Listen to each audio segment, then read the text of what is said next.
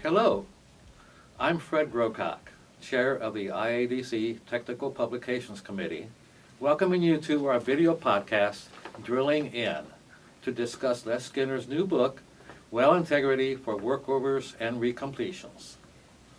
First, a word about the TPC. The Technical Publications Committee was formed nearly 20 years ago for the purpose of compiling and publishing books on drilling oil and gas wells.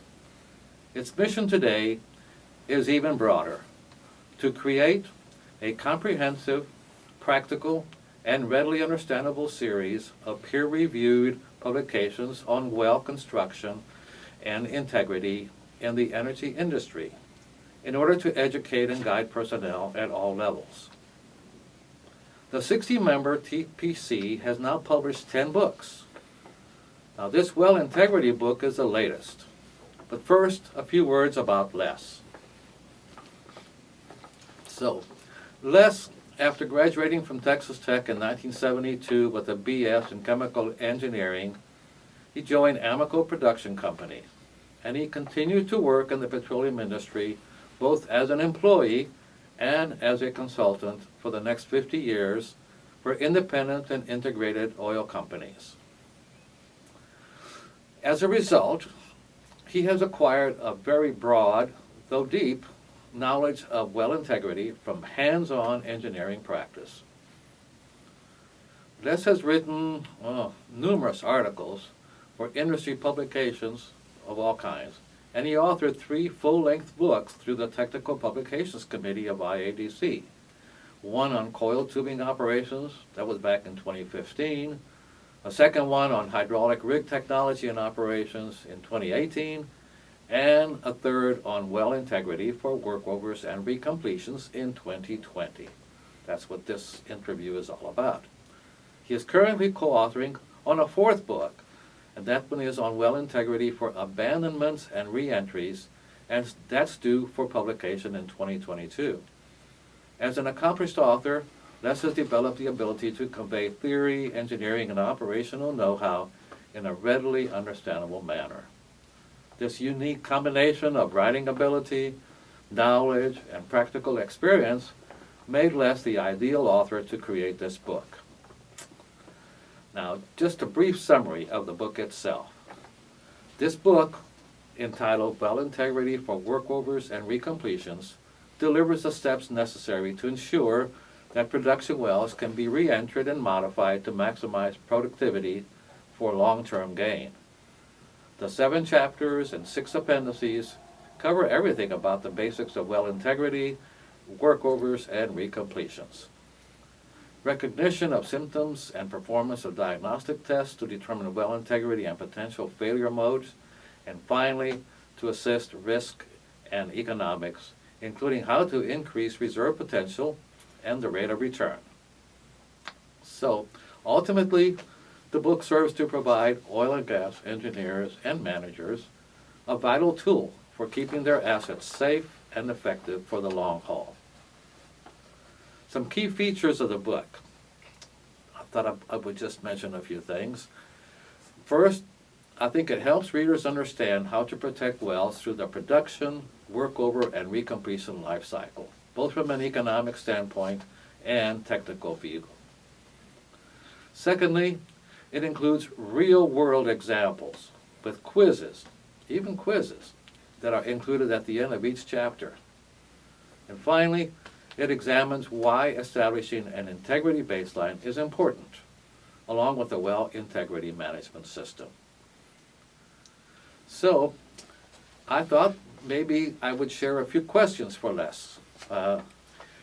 First of all, of course, we need to define some of the terms that are used in the title of the book, like what is well integrity and what are workovers and recompletions. So Les, how would you answer that? Well, let me take them one at a time, Fred. Well integrity is basically the condition of a well that has to do with forming a competent, continuous, leak-free wellbore that extends from a reservoir all the way back to the surface. To state that a little differently, what you want to do is leave the fluids inside the wellbore, or especially inside the casing. So what we're trying to do is to prevent fluids from moving between intervals that have been penetrated by the wellbore, and certainly to the surface in the form of a leak to the environment. I can talk a little more about that later, but in essence there are 6 phases of life cycle of a well, starting with the basis of design and going all the way through abandonments.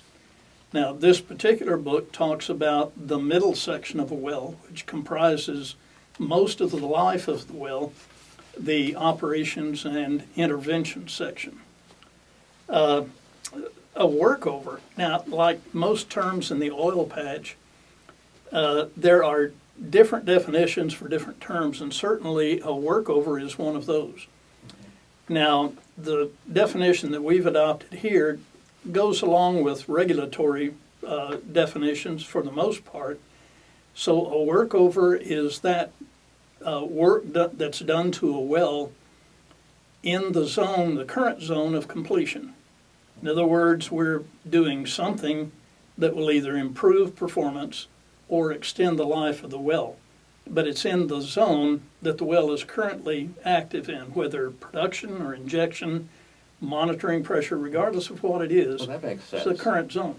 Now, recompletion, in again, the definition that the regulators use more often than not, is doing something to the well to access a new source of supply. So you're leaving the current zone of completion, going to another one to access more reserves. Okay. Well, that gives me a much better idea of what we're talking about. And I think that it's a good point to begin my next question, like, why did you write this book in the first place? Well, a couple of reasons. As you pointed out earlier, I wrote 2 previous books. One was on coiled tubing operations. The other was on hydraulic rigs. They're both very well received. Primarily snubbing and hydraulic workover rigs. Now, both of those can be used for drilling, which is the reason it came under the TPC of IADC. But for the most part, worldwide, these are used in intervention work. So it seemed logical to drill the next book in the series that dealt with workovers and recompletions. So that was kind of the subject. Secondly, the concept of well integrity actually came along in the 1990s, but it was not really, there's an awful lot of information out there about drilling. The initial installation of barriers that will guarantee well integrity.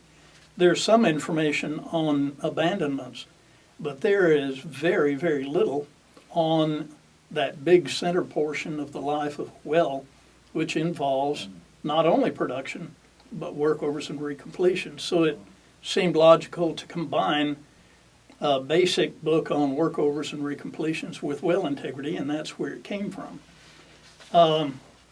You know, Fred, when I started out 50 years ago in the oil patch as an engineer, we considered that a well that didn't leak was just fine.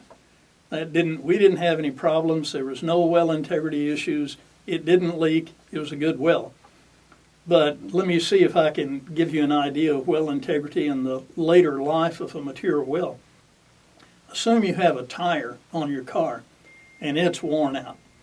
There's no tread left. There's thread showing through the casing of the well. It's basically worn completely out, but it doesn't leak. It holds pressure, so there's no leak.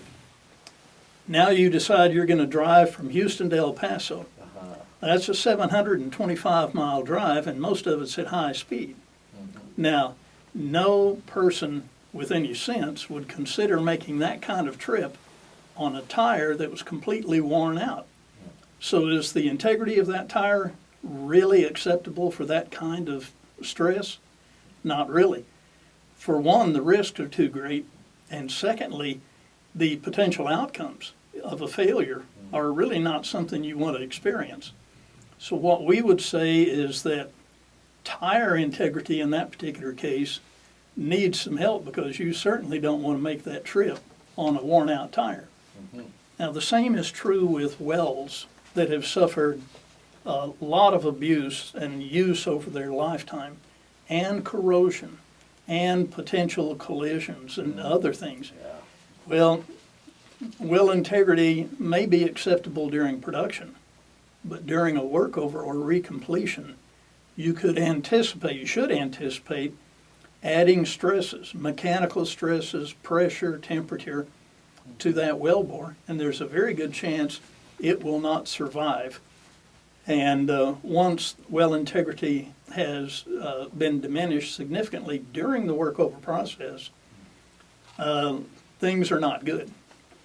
Now there's one other issue, and that is in order to pay back the cost of the workover recompletion, you have to have a certain length of time for the well to perform, or you never get a payout.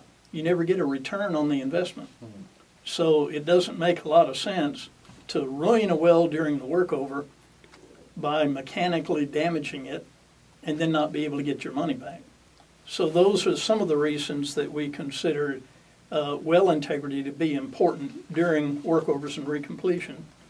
So that kind of gives you an idea of why I decided to write the book. It's an important topic, especially for young engineers who have not really experienced the dangers of working on a well that's really not fit for a workover or a recompletion. That makes very good sense. Well, I'm looking forward to reading this book too. Well, okay, next question that I have is, why did you pick this topic since it doesn't really seem to apply to drilling per se? Oh, but it does, Fred, and I'll tell you why. The initial drilling of a well is when most of the barriers are installed in the well. So if a design or a drilling engineer is not cognizant of the barrier construction and the idea of putting durable, robust barriers in place that last the entire life of the well, very good chance the well will not end up surviving very long. Let me put it to you this way. Again, 50 years ago, we didn't really worry about it. We designed the wells to be as cheap as we could possibly get them, realizing that they were only designed for a 20 to 30 year life. Now the problem is that most of those wells, the ones that I designed, are still producing. And they have outlived their design life. We have wells, in fact, in this country that are over 100 years old that are still producing. Which is good from that point of view. Well, it is. Yeah. But the issue is that if you try to contain costs too much, you end up as Leon Robinson, our mutual friend and one of the old timers, used to state. He said, most engineers design wells to be dry holes. And now we're talking about 50, 60, 70-year lives. And then when the well is abandoned, it has to survive with good well integrity for decades or even centuries following that. So in each case, there's a good idea that drilling engineers need to understand this. Now, there's one other topic. That is that there are 8 general recompletion techniques that we talk about. 4 of those involve drilling a new hole. Now, drilling a new hole from a brand new well, a new hole segment from a brand new well, well, that's fairly easy. But you take a well that's 60 years old, now you're drilling a new hole section. The portion of the well that is old has still got to support drilling operations, including mud weights and pressures, and even after that's completed, you still have to have a well bore with good well integrity or you can't get the reserves out of the well. Interesting, very interesting. Okay, well, here's another question. Why did you include so many illustrations, figures, and case studies, and why do you include a quiz at the end of each chapter? Well, I guess just in general, we've become a very visual society. You can tell that from TVs, cell phones, every bit of the media that we discuss. we use figures and graphics and even photographs. Now, in my first two books, I used a lot of photographs because I was talking about equipment primarily and how it fit together and how it was used. But you can't really photograph well integrity. Yeah. So you have to have figures and graphs and drawings and things that will illustrate the point. Years ago, we used to read words and form our own visual images. Everything from Chaucer to Longfellow, but we don't do that anymore. So having a lot of visual aids in the text helps an awful lot. Now the quiz is just a way for the reader to determine what level of familiarity they have with the topic after they read it. It's a self-test. We include all of the answers in an appendix, so it's made specifically to allow the reader to determine the level of competence they have on the material that was just covered. So a teacher cannot use those for a pop quiz, huh? Well, they can if they want to use the book as the text for the course. Yeah, Just hide the appendices. Just tear the appendices out before you give it to the student. Very good. Okay, so what general do's and don'ts can you share with us? Okay, well, let me start with a few don'ts. Okay. First, the engineer or the reader, don't assume. If just because the well is not leaking doesn't mean the well integrity is good. Remember the story about the tire? Very wise. Okay, yeah. so that's something that you never do. You don't assume that if the well is not troublesome, that everything is just fine with it. It may have a leak that is pending. It's just about to get a hole in the casing or have a wellhead segment that begins to leak. There are 2 chapters in the well, as a matter of fact, that talk about how you determine well integrity. One is performance-based symptoms. The other one has to do with diagnostics, primarily logging and testing. One of the easiest tests you can do is to fill it up with water and put pressure on it. If it doesn't blow up, you got good integrity, at least to the pressure you tested it. But you have to understand that all tests, all diagnostics, are just a snapshot in time. You may have a well that has acceptable integrity today. Tomorrow that thing springs a leak. All right, the other one is after you get data, or if you have field data, performance data, is don't trust the data. You have to verify. I'll give you an example. Where I worked one time in West Texas, and we had the best producer in the field that suddenly was reported one day to be producing 150 barrels of additional water.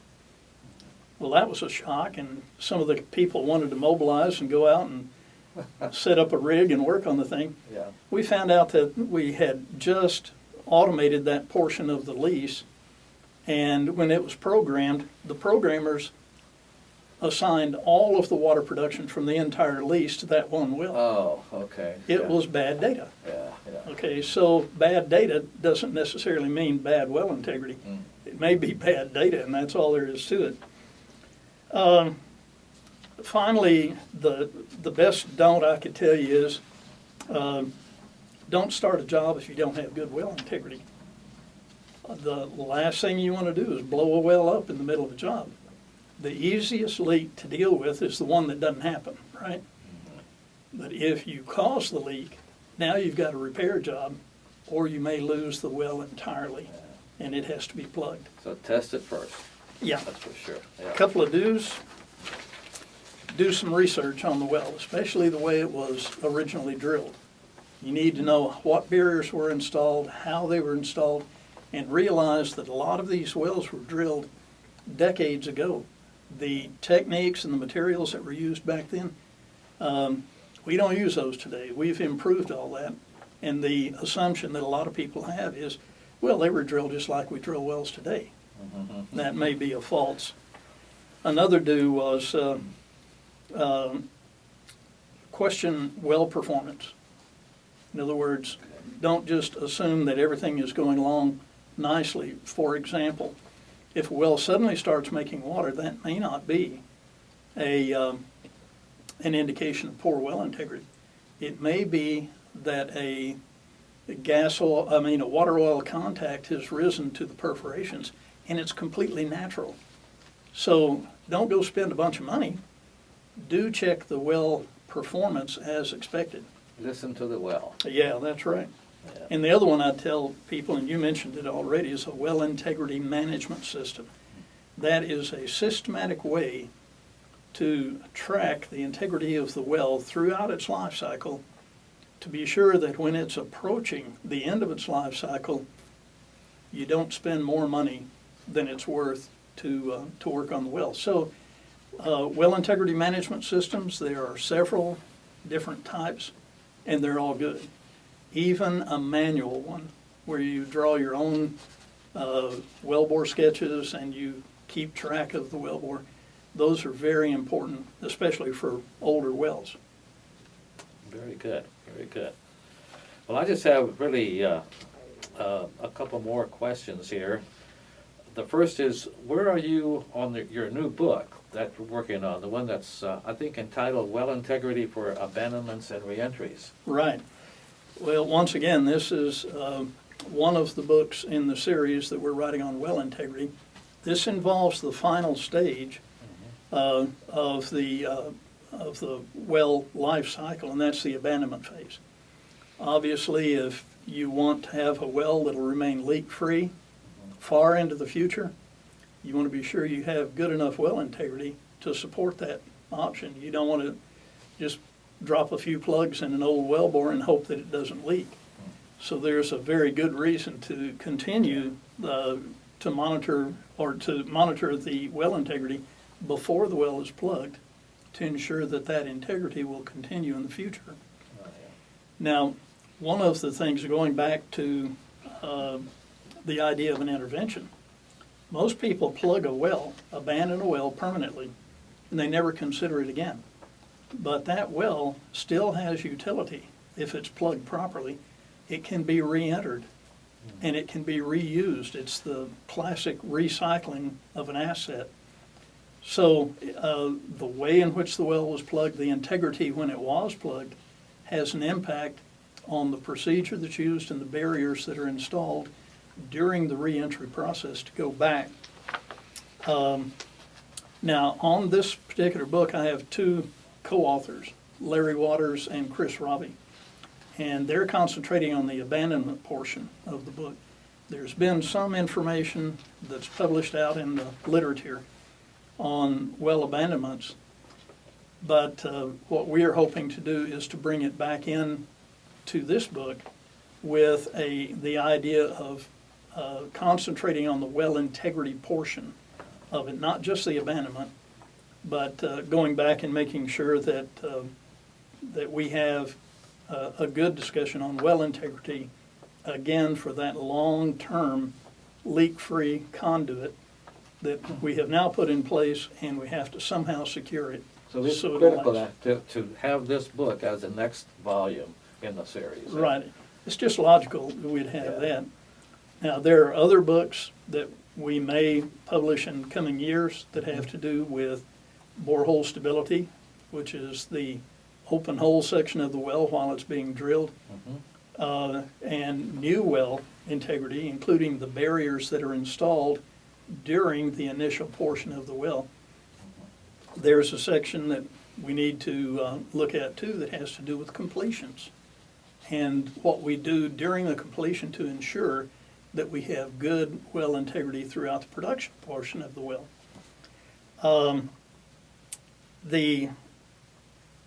Where we stand on it, we're hoping that we will have the draft sections ready for review by the Technical Publications Committee by the end of this year. Oh, excellent. Well, it sounds like you have plenty of work in front of you, just like you've had plenty of work behind you as well. So anyway, thank you so much for this interview, for taking the time out to meet with me and to talk about this. I think what's going to be a very interesting read for me anyway. So You bet. You bet. thanks again, Fred. Les. For those of you who are interested in getting a copy of this book, and I'm sure that you want to get it right away, you can find it at the IADC bookstore, at the Elsevier website, at Tech Street, or at Amazon.